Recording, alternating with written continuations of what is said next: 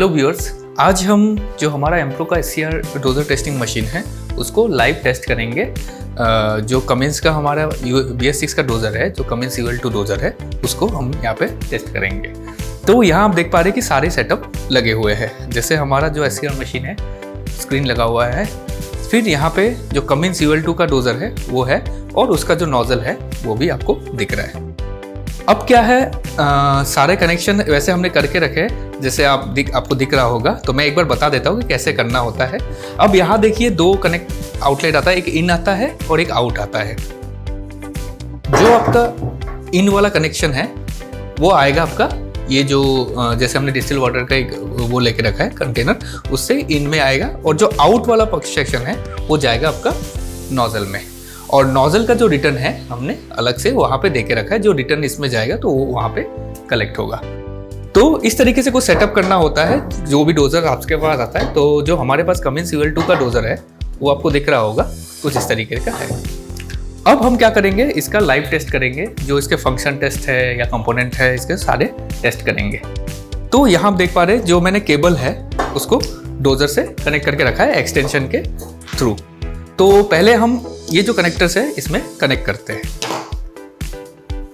अब हम जो हमारा कनेक्टर्स है पहले डोजर्स में और उसके नोजल में कनेक्ट कर लेते हैं।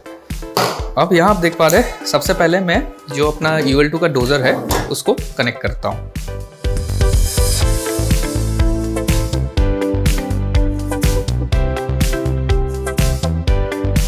और फिर जो उसका सेकेंड वाला पोर्ट है उसको नोजल में कनेक्ट करता हूँ।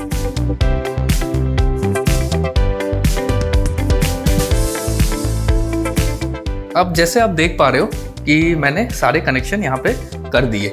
तो अब हम चलेंगे सॉफ्टवेयर पे और टेस्ट करेंगे। तो सारे कनेक्शन कुछ इस तरीके से करना होता है आपको। जैसे मैं फिर से एक बार आपको बता देता हूँ। जो इसका इन वाला आएगा वो आएगा आपका यहाँ पे टैंक से।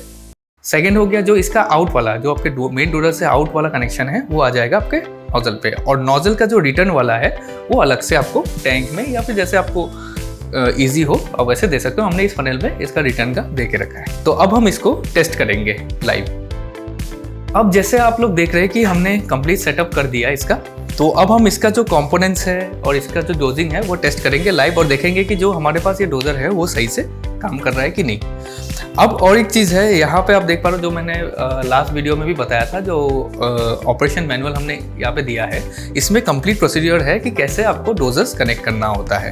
तो आप इस मैनुअल के इंस्ट्रक्शन से भी अपना डोजर्स, अगर आपको कोई प्रॉब्लम हो रही है, कनेक्ट कर सकते हो। ठीक है, तो चलिए अब हम टेस्ट करते हैं। तो सबसे पहले मैं जो ये यूरिया पंप वाला ऑप्शन है टेस्ट, उसको क्लिक करता हूँ। अब यहाँ जैसे अलग अलग डोजर्स आ गया। आपके पास जो भी डोजर्स होगा वो आप सिलेक्ट करोगे। जैसे हमारे पास ये है कमिंस का BS6 UL2, तो हम कमिंस में चलेंगे और फिर चलेंगे UL2 वाले ऑप्शन पे। इसको ओके करेंगे। अब देखिए यहाँ पे दो ऑप्शन आ जाता है, जैसे सेम अलग अलग डोजर्स में है, सेम टू सेम इसमें भी है। फंक्शन टेस्ट आ गया और दूसरा हो गया कंपोनेंट टेस्ट आ गया। तो पहले हमें ये चेक करना है कि ये जो डोजर है इसके अंदर जितने भी कंपोनेंट्स है, जितने भी सेंसर्स है, वो सारे फंक्शन कर रहे हैं कि नहीं। तो सबसे पहले हम कंपोनेंट टेस्ट करते हैं और चेक करते हैं कि जो डोजर है वो सही से फंक्शन कर रहा है कि नहीं। तो हम चलेंगे कंपोनेंट टेस्ट पे। अब जैसे यहाँ पे देखिए दो कंपोनेंट्स आता है इस डोजर में, अलग अलग डोजर्स में अलग अलग कंपोनेंट्स आएंगे। इसमें जैसे नोजल और मोटर आता है, नोजल वो हो गया और इसका जो अंदर मोटर है वो हो गया। और रिलेटेड जो सेंसर्स है, जब आप ये दोनों चीज़ें चेक करोगे उस हिसाब से अगर कोई भी सेंसर्स में फॉल्ट आएगा तो यहाँ पे आपका फॉल्ट डिस्प्ले हो जाएगा। तो सबसे पहले हम नोजल को टेस्ट करते हैं।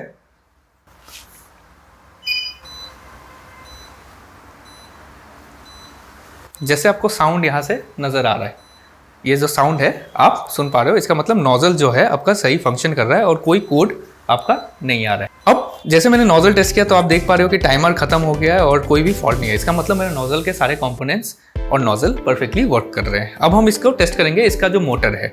तो मोटर में मैं क्लिक करूंगा।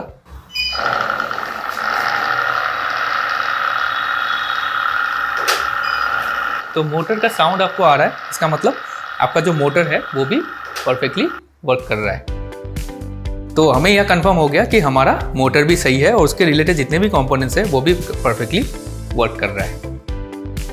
जैसे हमने सारे कंपोनेंट्स हमने टेस्ट कर लिए तो हमें मिला है कि कोई भी कंपोनेंट में यहाँ पे फॉल्ट नहीं है। अगर कोई फॉल्ट होता है तो यहाँ पे आपका उस हिसाब से फॉल्ट आपका जनरेट हो जाएगा। तो जब मुझे कंफर्म हो गया कि मेरे इस डोजर में कोई फॉल्ट नहीं है तो अब हम इसको क्या करेंगे, कंफर्म करने के लिए इसका डोजिंग टेस्ट करेंगे। तो डोजिंग टेस्ट करने के लिए पहले तो आप हमेशा सेफ्टी मेजर्स ले लीजिए।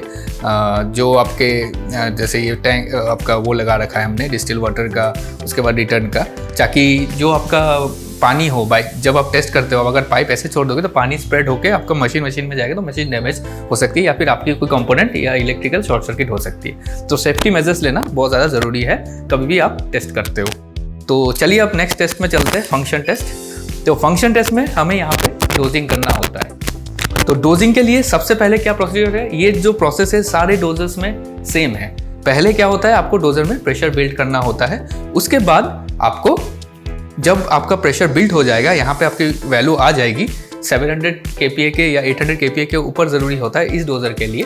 तो जैसे ही वो वैल्यू मैच कर जाएगी ऑटोमेटिक ये जो तीनों ऑप्शन आपको दिख रहा है, स्मॉल फ्लो, मीडियम फ्लो और लार्ज फ्लो, ऑटोमेटिक ये तीनों ऑप्शन आपके एक्टिव हो जाएंगे यहाँ पे। तो सबसे पहले चलते हैं इसके बिल्ड प्रेशर करते हैं। तो मैं बिल्ड प्रेशर पे क्लिक करता हूँ।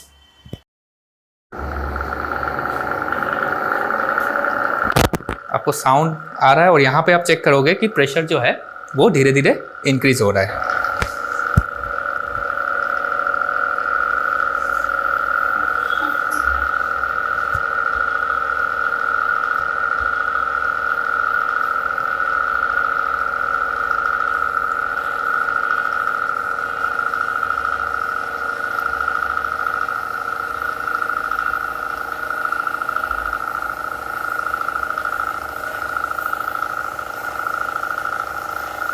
जैसे ही 850 क्रॉस हुआ आपका तीनों एक्टिव हो गया है।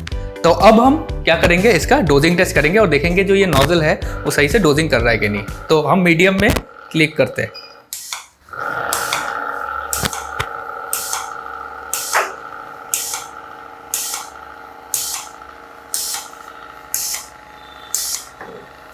यहाँ आप देख पा रहे हैं कि डोजिंग सही से आपका हो रहा है। जो आपका एडब्लू है या फिर आपका डिस्टिल वाटर जो हमने दिया है वो सही से डोजिंग हो रहा है। तो कुछ टाइम के लिए जब तक ये करेगा डोजिंग आपको वेट करना है। ये ऑटोमेटिक प्रोसेस है। जैसे डोजिंग कंप्लीट होगा, अगर कोई एरर होगा यहाँ पे आपका डिस्प्ले हो जाएगा। जैसे मेरा टाइम कंप्लीट हुआ आप देख पा रहे हो डोजिंग अपने आप ऑटोमेटिकली बंद हो गया और जो एरर है वो नहीं आ रहा है, कोई भी एरर नहीं आ रहा है। तो हम क्या करेंगे, पहले तो इसको होल्ड करेंगे अभी, क्योंकि हमारा जो डोजिंग प्रोसेस था वो सक्सेसफुल था, इसमें कोई इशू नहीं आ रहा है। तो आप यहाँ देख पा रहे हो कि डोजिंग आपने देखा होगा डोजिंग सही से हुआ है और वहाँ पे जो रिटर्न, इसके जो रिटर्न है वहाँ पे कलेक्ट हो गया।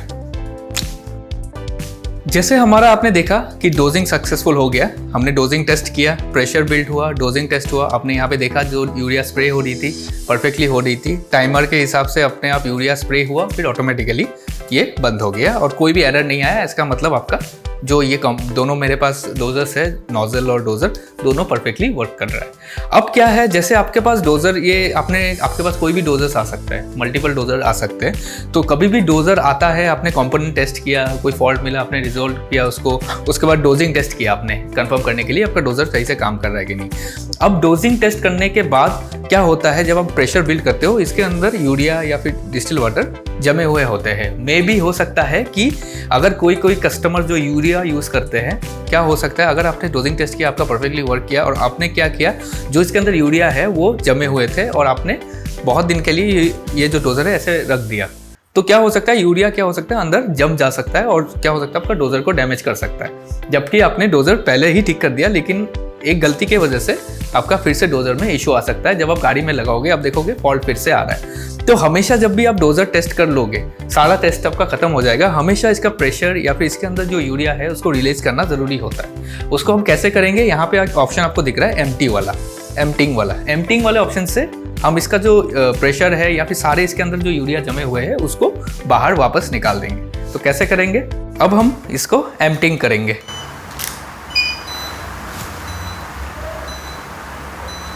आप यहाँ देख पा रहे हैं कि जो प्रेशर है पंप का धीरे धीरे रिलीज हो रहा है। मतलब जो इसके अंदर यूरिया है और इसके अंदर जो प्रेशर बिल्टअप था उसको हम पूरा ज़ीरो करके या फिर इसका जो यूरिया है इसको सारा बाहर निकाल के फिर वापस हम डोजर को भेज सकते हैं कस्टमर को आफ्टर रिपेयर।